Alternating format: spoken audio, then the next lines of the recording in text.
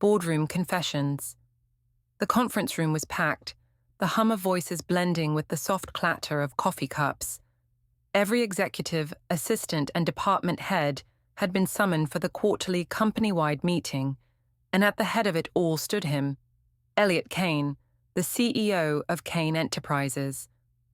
Tall, devastatingly handsome, and notoriously private, Elliot exuded power in the way he adjusted the cuffs of his tailored suit and surveyed the room with sharp, ice-blue eyes. And then there was her, Sophie Monroe. 24, ambitious, and utterly captivated by the one man she shouldn't want. She was an administrative assistant, a small cog in the massive corporate machine, but every stolen glance, every fleeting moment in the hallway, and every accidental touch had built something dangerously unspoken between them, a secret neither of them dared name. Until today.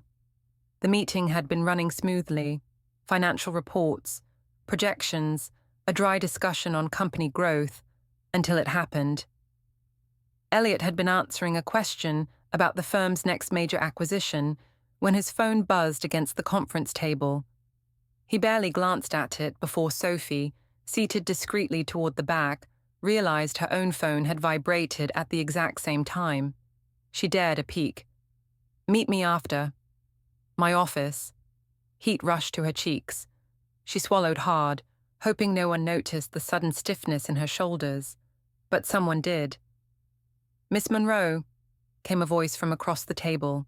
Cassandra Brooks, the company's head of PR, and a woman who prided herself on noticing things others missed. Her knowing smirk sent a chill through Sophie's spine. "Your thoughts on Mr. Kane's strategy?" Cassandra pressed, her tone deceptively sweet. Every eye in the room turned toward her. Sophie's breath hitched. She had no idea what Elliot had just said. He knew it, she knew it, and worse, Cassandra knew it. Before the silence could stretch any longer, Elliot cleared his throat, his deep voice calm but firm. "I believe Miss Monroe's input is valuable, but I'd hate to put her on the spot unnecessarily," he said smoothly, his gaze flickering to hers for the briefest second.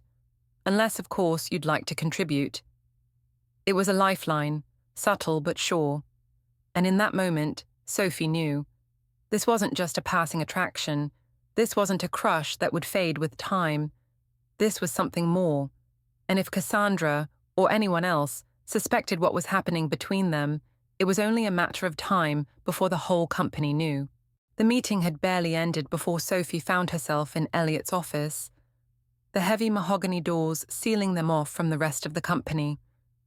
He stood behind his desk, watching her with an intensity that made her pulse race.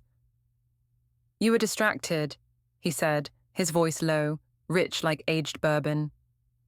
"You texted me during the meeting," she countered, folding her arms, trying to maintain some semblance of composure.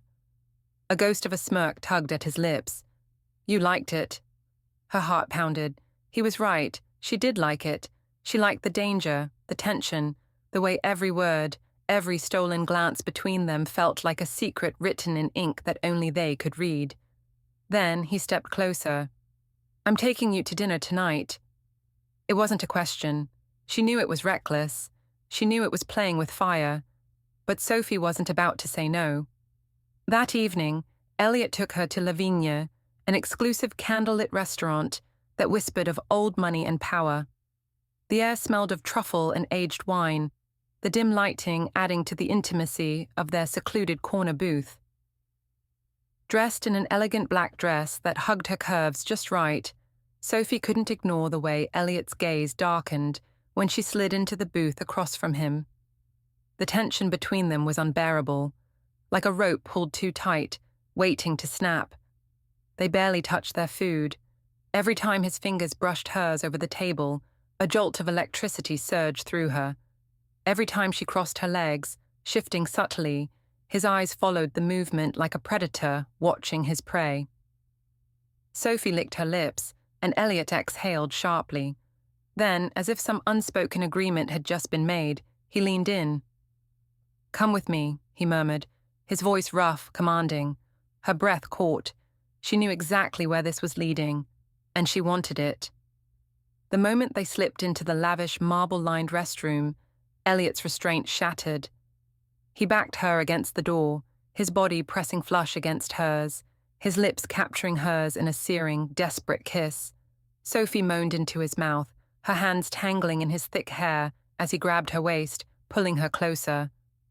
"You have no idea," he murmured against her lips, "how long I've wanted this." Her nails dug into his shoulders as his hands roamed her body, claiming, exploring. His mouth trailed along her jaw, down her throat, his breath hot against her skin. "We shouldn't," she whispered, even as she arched into him, craving more. "I don't care." His voice was ragged, his control slipping. His hands slid up her thighs, hiking up her dress as he pressed kisses along her collarbone, his fingers teasing the soft skin beneath. Sophie gasped, biting her lip to keep quiet, but the thrill of getting caught only made it more intoxicating. His mouth found hers again, his tongue stroking against hers with a hunger that sent fire straight to her core. The way he touched her, possessive, greedy, made it clear this wasn't just a moment of weakness.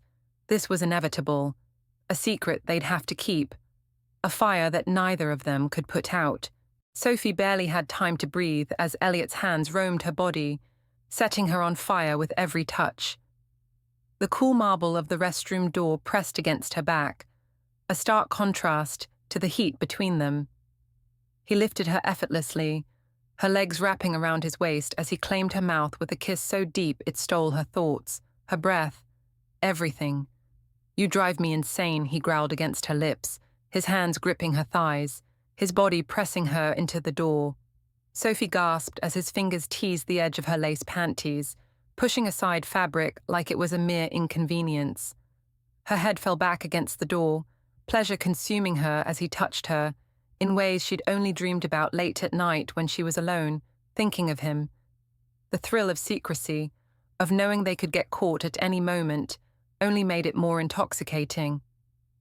"Elliot," she moaned softly, biting her lip to stifle the sound, but he wasn't making it easy for her to be quiet. He kissed a path down her neck, his breath hot against her flushed skin. "I should take you home," he murmured between kisses, his fingers working her into oblivion. "Take my time with you." "Then why don't you?" she challenged, her voice breathless, teasing. His dark chuckle sent a shiver through her. "Because I've waited too long to have you, and I'm not waiting another second." There, in the restroom of one of the most expensive restaurants in the city, Elliot Kane, her untouchable, powerful boss, made her unravel completely. Her fingers tangled in his hair, her lips crashing into his to keep from crying out as waves of pleasure rocked through her. Elliot cursed under his breath, watching her fall apart for him, his hands gripping her hips as if he never wanted to let go. For a long moment, neither of them moved, their heavy breaths mingling in the intimate space. Then, with a slow, wicked smile, Elliot kissed her deeply, his hands still possessively wrapped around her. "You're mine now," he murmured, the promise clear in his voice. Sophie's heart pounded, but she smiled, tracing her fingers along his jaw. "I think I always was."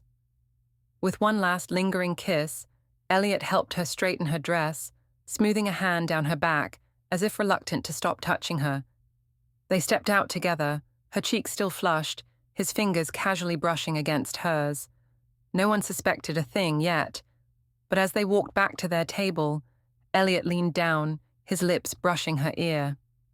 "Tonight," he whispered, his voice thick with promise, "this was just the beginning." And Sophie knew, whatever this was between them, it was only going to get more dangerous, more irresistible, and she couldn't wait.